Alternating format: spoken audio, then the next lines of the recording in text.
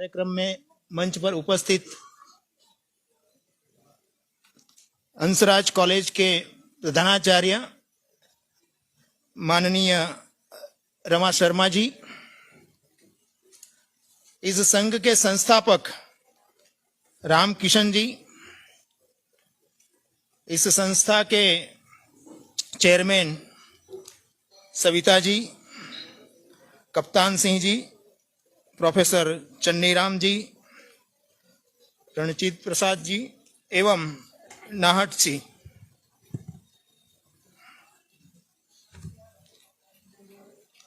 बाबा साहब आम्बेडकर के जन्म जयंती के उपलक्ष्य में आयोजित इस समारोह में उपस्थित आप सब,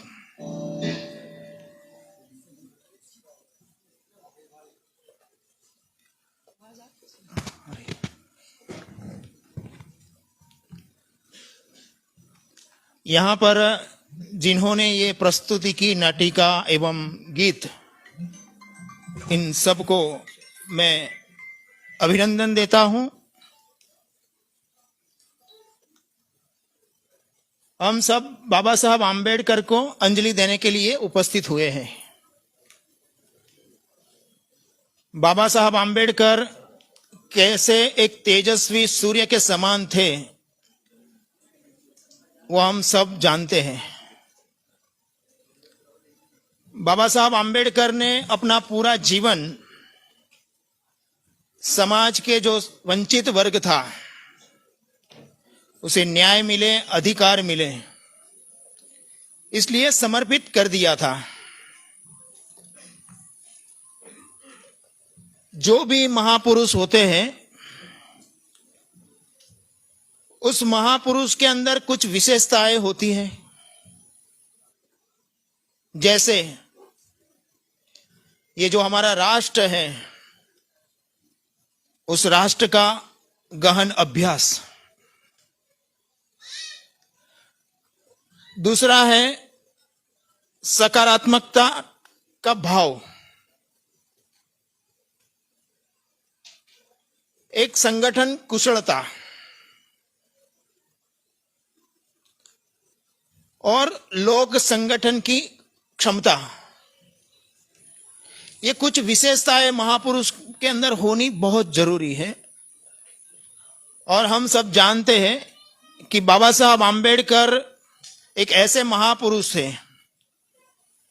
कि वो जानते थे कि इस राष्ट्र की भविष्य क्या होना चाहिए और वर्तमान क्या होना चाहिए।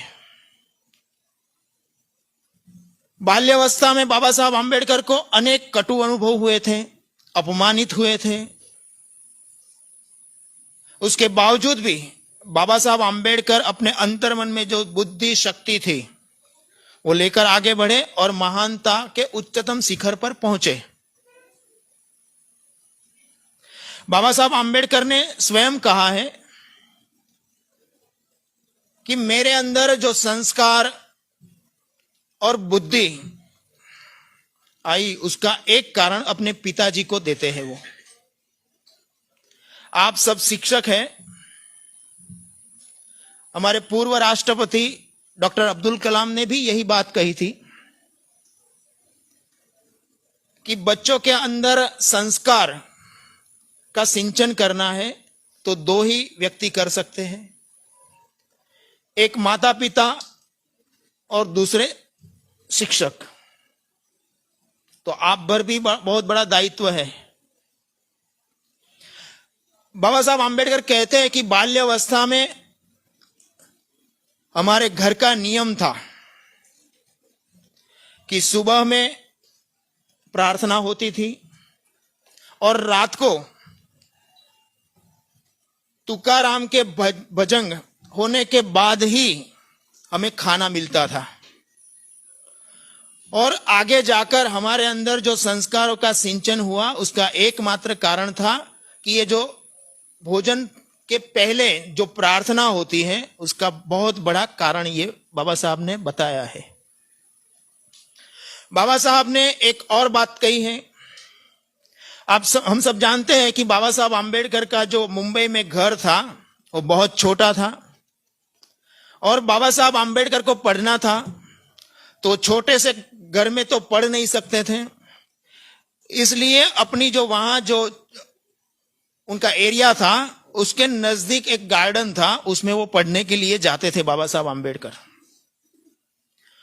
वो एकाग्रता से किसी वृक्ष के नीचे बैठकर पढ़ते थे। इतनी तल्लीनता से, इतनी एकाग्रता से बाबा साहब आम्बेडकर पढ़ते थे। उस समय उस गार्डन के अंदर महाराष्ट्र के बहुत बड़े साहित्यकार कृष्णाजी केलुस्कर आते थे।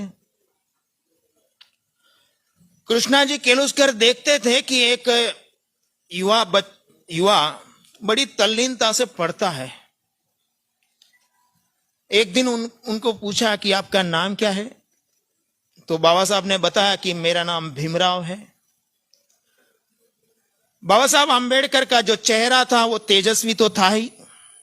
कुछ सवाल जवाब हुए और कृष्णाजी केलुस्कर को लगा कि ये बच्चा आगे जाके बहुत बड़ा नाम कमाएगा।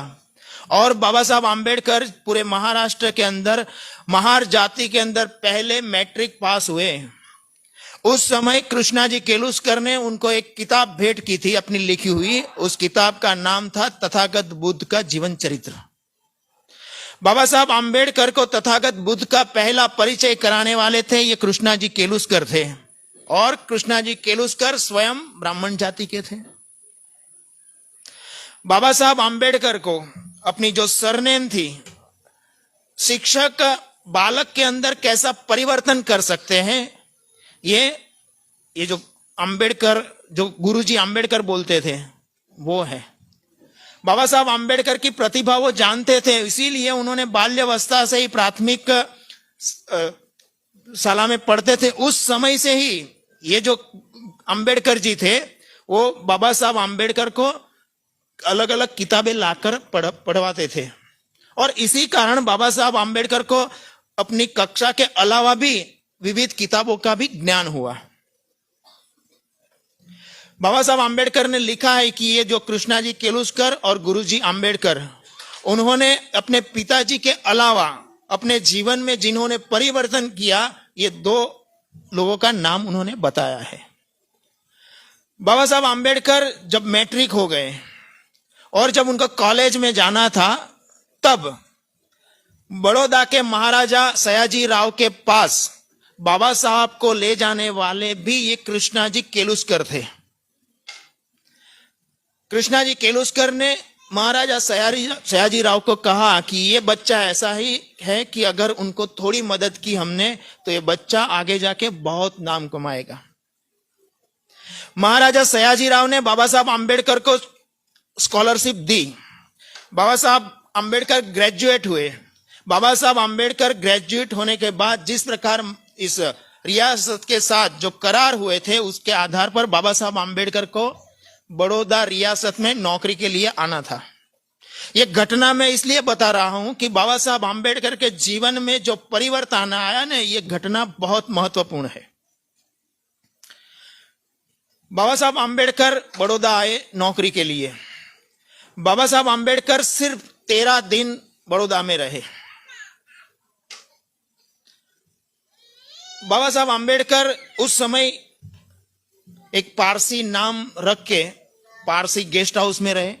उनको पता चला कि ये अछूत जाति के हैं, उनको अपमानित करके वहां से निकाला गया और वहां पर एक वृक्ष के नीचे बैठे बाबा साहब आम्बेडकर और उन्होंने संकल्प किया कि मैं ये जो अछूत समाज है उसकी सेवा में अपना पूरा जीवन समर्पित कर दूंगा। उसी समय एक और भी घटना घटती है। बाबा साहब आम्बेडकर को बड़ौदा में जो अपना अनुभव हुआ था, कटु अनुभव, वो चाहते थे कि महाराजा सयाजी राव को बताए। बाबा साहब मुंबई आ गए थे। वो महाराजा सयाजी राव मुंबई आए थे, उनको मिलने के लिए गए। बाबा साहब की आयु उस समय बहुत छोटी थी। दूसरी तरफ बड़ौदा के महाराजा थे जो समग्र भारतवर्ष के सबसे बड़े रियासत के महाराजा थे। अगर आपको सफल होना है तो आत्मविश्वास बहुत बड़ा होना चाहिए।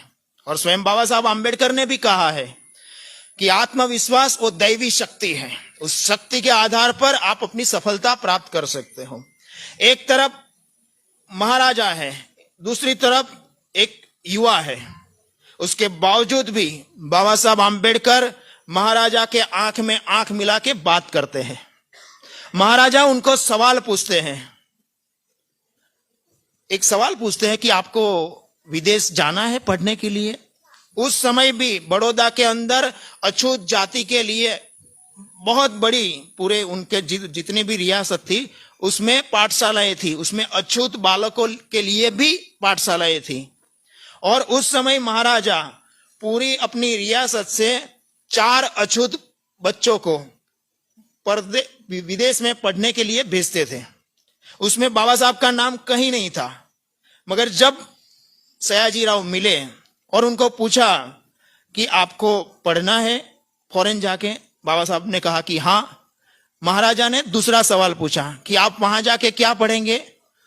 तो बाबा साहब ने कहा कि मैं अकाउंटेंसी और अर्थशास्त्र पढ़ना चाहता हूं, साथ साथ समाजशास्त्र। महाराजा ने तीसरा सवाल पूछा कि आप यही विषय लेके क्यों पढ़ना चाहते हो? बाबा साहब आम्बेडकर के हृदय में प्रचंड आत्मविश्वास है। अगर आपके अंदर आत्मविश्वास है मगर कोई सपना ही नहीं है, कोई उद्देश्य ही नहीं है, तो भी कोई मतलब नहीं है। महाराजा ने जब सवाल पूछा कि यही विषय लेकर आप क्यों परदेश जाना चाहते हो, तब बाबा साहब आम्बेडकर ने कहा कि मेरा जो समाज है हजारों सालों से वंचित है, उसे न्याय और अधिकारों से वंचित कर दिया है, उसको मैं अधिकार दिलाना चाहता हूं। आप सोचिए कि उनकी आयु बहुत छोटी है, उसके बावजूद भी उनका सपना, उनका उद्देश्य, उनका संकल्प बहुत स्पष्ट है कि मैं ये डिग्रियां इसलिए प्राप्त करना चाहता हूं ताकि अछूत समाज की मैं सेवा कर सकूं। और यही सपना लेकर, यही संकल्प लेकर बाबा साहब आम्बेडकर अमेरिका गए थे। और अमेरिका पढ़ने के बाद, अर्थशास्त्र के अंदर सभी डिग्रियां लेने के बाद जब यहां वापिस आए, उस समय भी बाबा साहब आम्बेडकर जब कोलंबिया में पढ़ते थे तब भी आप देखिए वो एकदम युवा थे। और वहां से उन्होंने किसी अखबार में पढ़ा था कि उस समय के बहुत बड़े कानूनविद थे फिरोज शाह मेहता, उनका देहांत हुआ था। और देहांत होने के बाद मुंबई के अंदर उनका बहुत बड़ा स्टैच्यू लगने वाला था। जब बाबा साहब आम्बेडकर ने अमेरिका के अंदर ये जब पढ़ा उन्होंने ये समाचार, तब बाबा साहब आम्बेडकर ने बॉम्बे क्रॉनिकल करके एक अखबार निकलता था, उसमें उन्होंने लेटर्स टू द एडिटर लिखा बाबा साहब आम्बेडकर ने। उसमें बाबा साहब ने लिखा कि आप स्टैच्यू बना के क्या करोगे? बाबा साहब आम्बेडकर ने कहा कि फिरोज शाह मेहता की जितनी प्रतिभा थी, उसी प्रकार उनकी जो बड़ी प्रतिभा थी, उसी बड़ी आकार का लाइब्रेरी बननी चाहिए, नहीं कि स्टैच्यू। तो बाबा साहब आम्बेडकर चाहते थे कि बच्चों के अंदर अगर शिक्षा, विद्या और संस्कार देना है तो उसके अंदर ये जो किताबें हैं वो बहुत बड़ी भूमिका अदा कर सकता है। बाबा साहब आम्बेडकर उस समय एक दूसरा पत्र भी लिखते हैं। अपने पिताजी के मित्र थे, पिताजी के मित्र की एक पुत्री थी, वो पढ़ती थी। तो बाबा साहब आम्बेडकर उस समय भी अपने पिताजी के जो मित्र थे उनको पत्र में लिखते हैं कि आप अपनी लड़की को पढ़ाइए। और उस समय भी जो आज हम नारे जब सुनते हैं कि बेटी बचाओ बेटी पढ़ाओ, बाबा साहब आम्बेडकर ने उस समय छोटी आयु में अमेरिका से पत्र लिखा है कि आप अपनी बच्ची को पढ़ाइए, अगर वो पढ़ेगी तभी आगे बढ़ेगी। साथ साथ बाबा साहब आम्बेडकर ये भी लिखते हैं कि उस पढ़ने के कारण उसके अंदर प्रचंड आत्मविश्वास जागेगा और चाहे कितनी भी मुश्किलें आएगी, आपकी बच्ची वहां से आगे बढ़ेगी। तो बाबा साहब आम्बेडकर का व्यक्तित्व किस प्रकार था वो हमें ध्यान में आता है। साथ साथ बाबा साहब आम्बेडकर ने अपने जीवन की पहली संस्था प्रारंभ की थी, बहिष्कृत हितकारिणी सभा। वो प्रारंभ की थी उन्होंने 9 मार्च 1924 को। अपनी संस्था प्रारंभ करते समय बाबा साहब आम्बेडकर ने 4 उद्देश्य अपने सामने रखे थे। उनका पहला उद्देश्य था संस्कार केंद्र की स्थापना करना। बाबा साहब आम्बेडकर अपने जीवन के अंदर संस्कार को बहुत महत्व मानते थे। उन्होंने 12 दिसंबर 1955 को मिलिंद विश्वविद्यालय में एक व्याख्यान दिया था। उस व्याख्यान में भी बाबा साहब आम्बेडकर ने यही बात कही थी कि विद्या और संस्कार पशुता से मानवता सिखाता है। और उस समय बाबा साहब आम्बेडकर ने तथागत बुद्ध का एक उदाहरण दिया था। उन्होंने कहा कि बुद्ध जंगलों में जाकर बच्चों को, जंगलों में रहने वाले व्यक्तियों को विद्या देते थे। तो उस समय समाज के जो सर्वोच्च ठेकेदार थे, उन्होंने बाबा साहब आम्बेडकर को पूछा कि आप विद्या क्यों देते हो? तब तथागत बुद्ध ने कहा कि मैं विद्या इसलिए देता हूं कि मनुष्य को जितने अन्न की जरूरत होती है, उतनी ही उसे विद्या की भी जरूरत होती है। और विद्या है वो मनुष्य को मानवता की ओर ले जाती है। तो बाबा साहब आम्बेडकर भी चाहते थे कि विद्या के साथ साथ संस्कार होना चाहिए। अपनी संस्था का उन्होंने दूसरा उद्देश्य रखा था कि ग्रंथालय और छात्रावास की स्थापना करना। उनका तीसरा उद्देश्य था, उस समय भी आज भी उनका जो तीसरा उद्देश्य है वो उतना ही महत्वपूर्ण है जितना 1924 में था। बाबा साहब आम्बेडकर कहते थे कि सिर्फ सरकारी नौकरी से ही युवाओं का भला नहीं होगा, क्योंकि इतनी नौकरी तो है नहीं। तो उस समय बाबा साहब आम्बेडकर ने अपना जो तीसरा उद्देश्य रखा था वो था युवाओं को छोटा मोटा कारोबार अपना प्रारंभ कर सके, उसके लिए प्रशिक्षण केंद्र की स्थापना करना। उनका चौथा उद्देश्य था, और वो था कि जिनके भी पास थोड़ी कृषि लायक जमीन है तो थोड़ी जमीन में ज्यादा उत्पादन किसान कैसे ले सके, तो उसके लिए किसानों को प्रशिक्षित करना। आप सोचिए बाबा साहब आम्बेडकर की सोच कितनी ब्रॉड थी, कितनी विशाल थी कि वो युवाओं का भविष्य कैसे उज्जवल हो सकता है वो भी वो सोचते हैं, साथ साथ किसानों का भविष्य कैसे उज्जवल हो वो भी वो सोचते हैं। तो बाबा साहब आम्बेडकर ने सिर्फ इस वंचितों के लिए काम किया ऐसा नहीं है। बाबा साहब आम्बेडकर ने इस राष्ट्र का भविष्य उज्जवल बने, भारत आधुनिक स्तर पर आगे बढ़े, वो भी बाबा साहब आम्बेडकर ने सोचा है। उन्होंने अछूत समाज का कल्याण तो सोचा ही, साथ साथ राष्ट्र हित सर्वोपरि, भारत प्रथम बनना चाहिए, ये भी बाबा साहब आम्बेडकर ने सोचा। और इसीलिए बाबा साहब आम्बेडकर ने जब मिलिंद विद्यालय प्रारंभ की और सिद्धार्थ विद्यालय प्रारंभ की, तब भी बाबा साहब आम्बेडकर ने अपने कॉलेज के अंदर जो प्रोफेसर जितने भी उन्होंने रखे वहां पर, अगर बाबा साहब आम्बेडकर चाहते थे, जैसे उन्होंने पहली संस्था प्रारंभ की बहिष्कृत हितकारिणी सभा, तो उसके अध्यक्ष थे चिमनलाल सेतवड़ेकर। वो स्वयं ब्राह्मण जाति के थे और बाकी जो ट्रस्टी थे उसमें वो भी अलग अलग समुदाय के थे। तो बाबा साहब आम्बेडकर का बाल्यावस्था में जिस प्रकार कटु अनुभव हुए थे, तो वो चाहते तो अपने अछूत बांधव को ही रखते, मगर ऐसा उन्होंने नहीं किया, क्योंकि बाबा साहब आम्बेडकर चाहते थे कि सबका साथ लेकर ही हमारा जो समाज है, अछूत समाज, वो आगे बढ़ सकता है। तो और इसीलिए बाबा साहब आम्बेडकर ने जब अपनी ये दोनों विद्यालय प्रारंभ की, तो जितने भी प्रोफेसर थे, आचार्य से लेकर सभी प्रोफेसर ब्राह्मण जाति के उन्होंने लिए। क्यों लिए? बाबा साहब आम्बेडकर चाहते थे कि मेरा जो समाज है, मेरा जो विद्यार्थी है, वो आगे बढ़े।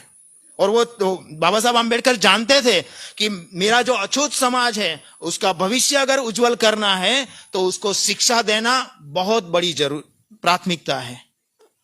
और बाबा साहब आम्बेडकर ने जब ये विद्यालय प्रारंभ की, तो आज भी वो दोनों विद्यालय देखने जैसे हैं। इतना बड़ा विशाल उसका परिसर है, इतना बड़ा बिल्डिंग है उसकी। तो उस समय बाबा साहब आम्बेडकर ने 1942 के बाद ये बिल्डिंग बनाए थे। बाबा साहब आम्बेडकर ने ये बिल्डिंग बनाई और ये प्रोफेसर्स रखे, उसमें विद्यार्थी आए, तो तीनों को लेकर भी बाबा साहब आम्बेडकर ने कहा है आप सब विद्यार्थी है, अरे आप सब शिक्षक है। तो बाबा साहब आम्बेडकर क्या सोचते थे वो आप सबको भी ग्रहण करना चाहिए। बाबा साहब आम्बेडकर ने कहा हम सब ये कॉलेज में खड़े हैं। बाबा साहब आम्बेडकर ने कहा कि जो विद्यालय है उसका जो प्रांगण है वो पवित्र होना चाहिए। दूसरा उन्होंने कहा कि जो शिक्षक है वो शिक्षक राष्ट्र का कर्णधार है, उसके कंधों पर बच्चों का भविष्य है। वो विद्यार्थी को लेकर भी कहते हैं बाबा साहब आम्बेडकर कि आपके कंधों पर राष्ट्र का भविष्य है। और आप तीन अपने आराध्य देवता बाबा साहब आम्बेडकर ने गिनाए युवाओं को लेकर कि मेरा पहला आराध्य देवता है विद्या, मेरा दूसरा आराध्य देवता है आत्मसम्मान, मेरा तीसरा आराध्य देवता है शील चरित्र। और बाबा साहब आम्बेडकर ने शील चरित्र को सबसे अधिक महत्व दिया है, क्योंकि विद्या, आत्मसम्मान और शील चरित्र के आधार पर ही जो मनुष्य है वो मानवता की ओर जाता है। तो मैंने बहुत समय भी काफी हुआ है, बाबा साहब आम्बेडकर की बात करेंगे तो काफी घंटों लग सकते हैं।